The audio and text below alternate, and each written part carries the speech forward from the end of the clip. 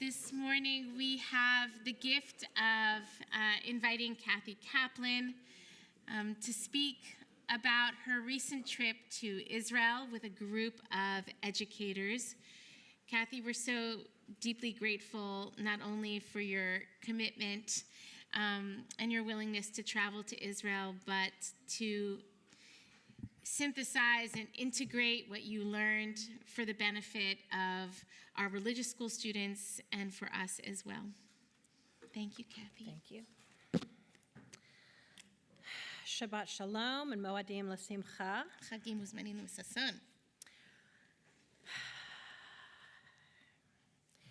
A few weeks ago, along with 24 other Jewish educators, I traveled to Israel to bear witness to the events of October 7th and its aftermath, particularly to meet with Israelis who had been directly impacted by these events and to begin discussions about the future of Jewish education in a post-October 7th world. The trip was short, intense, and incredibly powerful. Sponsored by the Jewish Education Project in collaboration with the Jewish Agency for Israel and the I Center, these trips are called Mishlachot Arevut, delegations of responsibility. We were there to see and listen. From the very first meeting, we were encouraged to put aside our educator hats and engage simply as human beings. We talked about self-care, understanding how emotions manifest in our physical bodies, and the importance of being fully present. And then we hit the road. The first day was focused on October 7th specifically. We left Tel Aviv and traveled south to Kibbutz Kfar Aza, close to the Gaza border. On October 7th, there were about 800 people living there. It's a beautiful place and reminded me a lot of North Carolina in the springtime. But the variety of colors of foliage were a stark contrast to the gray-black of burnt-out homes, and birdsong was interrupted occasionally by artillery fire. On October 7th, about 60 residents were killed and 40 were taken hostage, including Keith Siegel, who we have here in our sanctuary with us every week. The hardest hit area of the kibbutz was the section where young adults in the kibbutz live when they first move away from home, a place that should be filled with laughter and community and is now filled with rubble. I was uncomfortable when we arrived at Kfar Aza as our first stop, not from a sense of fear or insecurity, but because it felt that we were coming in as voyeurs to a place that should be private. I quickly realized that the people of Kfar Aza want the stories told. They want people to experience the beauty of that place and also witness the tragedy that happened there. We left Kfar Aza and traveled to the Nova Festival site. This was not an arena or an outdoor amphitheater. This was an open field surrounded by farmland. Think of all the music festivals you could attend here in North Carolina throughout the year. Until a few weeks before October 7th, the festival was actually scheduled to be elsewhere. Hamas militants came upon it by accident and killed almost 400 people and took approximately 40 hostages. Since October 7th, a memorial to those killed and taken hostage has grown up organically with personalized markers for each young person. It's becoming a formal pilgrimage site. At Tu B'Shvat, JNF planted a memorial forest of pine trees on the site. Our last stop of the day was Ofakim. Ofakim is a city in Israel I imagine most of you have never heard of. The city was established in the 1950s, mostly by immigrants from Morocco and Tunisia, followed by Jews expelled from Egypt, Iran, and other areas of the Middle East. It's a factory town, and with ships in production, unemployment is high. Buildings are old and not very well built to begin with. Very few had their own shelters, so on the morning of October 7th, people had to run through the streets to find the closest communal shelter. There was no police or military response for many hours, and today the town is filled with memorials to the citizens of the town who fell trying to fight the terrorist. Itzik, our guide that day, sees the lack of response as a sign of larger inequalities in Israeli society. Is there anger? Yes.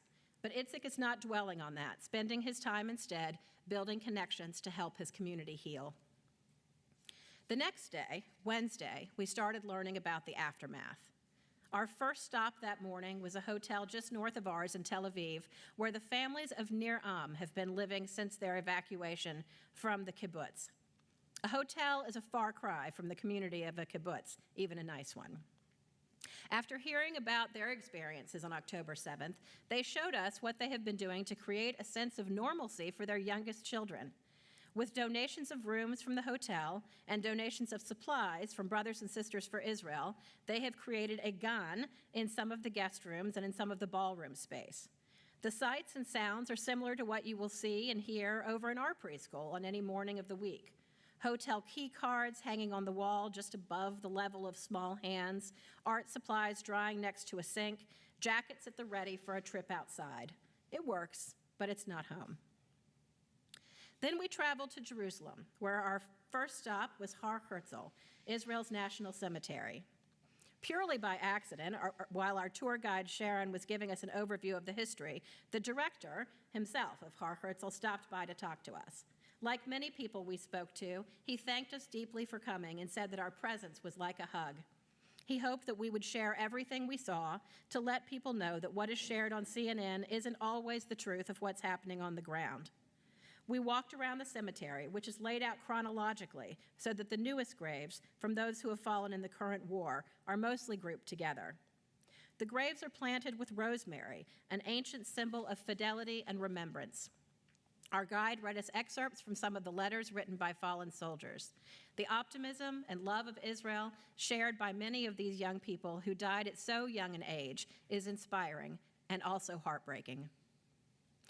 Later that afternoon, we met the mother of Shachar Friedman, one of the soldiers whose grave we saw that morning. Liat has chosen to take her memories and sorrow and channel them into good deeds in the name of her son. For her, that is the best way she knows to make sure that his spirit and memory remain in this world. Our last stop of the day took us outside the events of October 7th to Feel Beit, a cultural center where a group of Israelis and Palestinians create music and art to build community in Jerusalem. Zudi Najib shared his story of growing up in East Jerusalem. His family is Palestinian, but he always just considered himself a Jerusalemite. After experiencing an attack by an Israeli, because he was an Arab, and then by Palestinians who mistook him for a settler, it became his goal to create bridges, not divides. It's no accident that Feel Beit is located right where East and West Jerusalem come together. Our last day, Thursday, I told you it was short, took us into the national conversation surrounding the ongoing conflict. We began with a graffiti tour of Tel Aviv, focusing on graffiti created since October 7th. We saw some powerful images. Maya, our guide, shared that graffiti artists have no problem modifying another person's work if they disagree with the message or want to amplify something they see. And in a country filled with Jews, there are lots of different opinions, even about the current conflict. Then we went downtown to Hostage Square.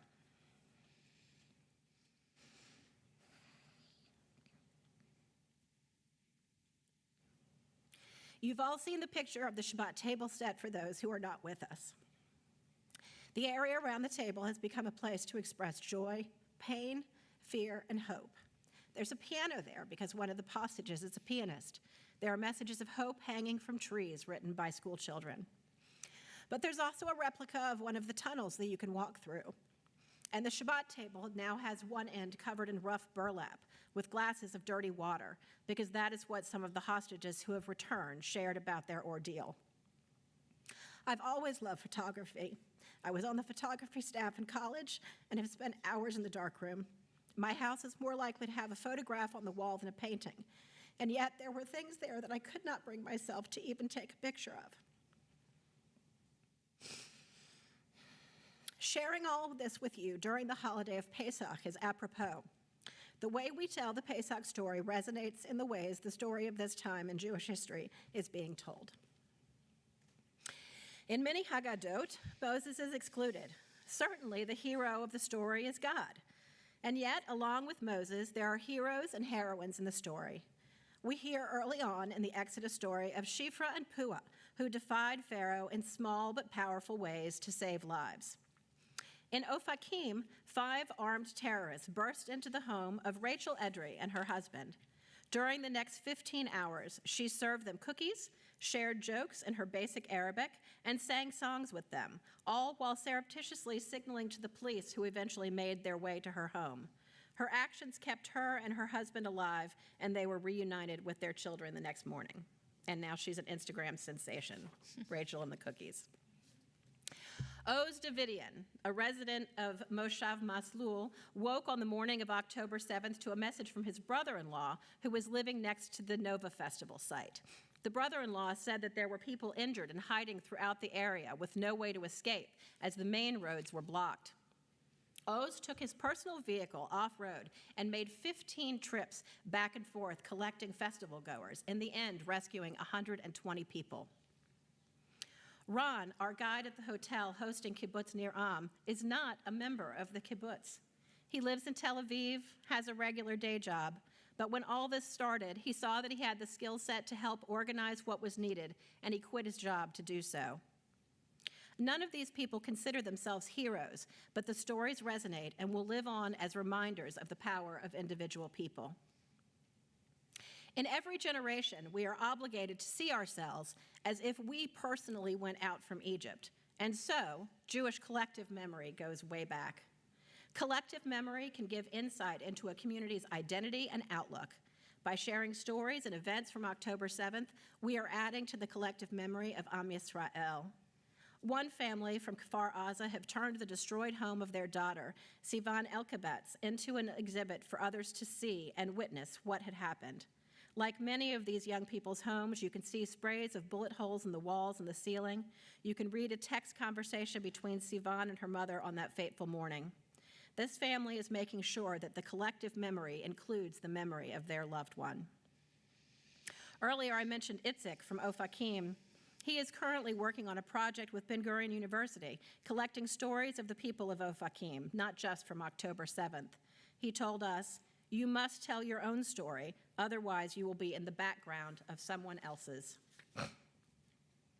During the past week, we have all celebrated the founding event of the Jewish people, Am Yisrael, which is, of course, the Exodus. The strong connection of Jews from around the world cannot be denied. At the Nova Festival site, our group spoke to Eli Carvani, a survivor of the attack. Eli has served as a counselor at Camp Judea, right here in North Carolina, and hopes to come back in the future.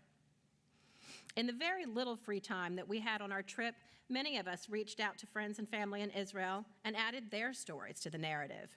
We all felt strong connections to the people we met and the stories we heard. But one of the things that helped bring home the message of Am Yisrael for me actually happened after I returned home. At Hostage Square, they sell items to benefit the Hostage and Missing Families Forum. One of the bracelets reads, "Until they are here, we are all there." It's a beautiful sentiment, but one that perhaps those of us who are so physically removed may find hard to truly grasp. I arrived home at midnight on April 12th. Several members of our group extended their trip and stayed through Shabbat.